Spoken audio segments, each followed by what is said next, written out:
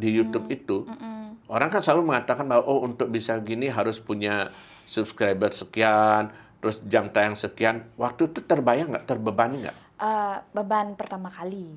Tapi karena dibantu dengan Gang Han. Bener kok, bener.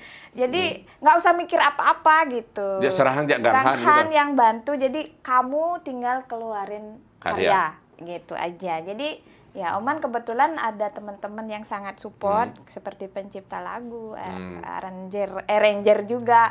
Jadi mereka yang bantu dan Oman nggak ada mikir apa-apa gitu. Tapi ini juga nggak, pernah nggak penasaran dengan kuda mebalih nih, kuda menaik subscriber. Pernah ada. Waktu pertama kali memang sempat seperti itu. Nyak yo menek, nah cuman cuek aja gitu. Berarti hampir tiap saat boleh nambah gitu. Enggak juga kok. Ada keinginan tawan tapi nggak terlalu. Iya, nggak terlalu menggebu, nggak terlalu ambisi waktu itu. Tapi sekarang nggak ambisi juga sih.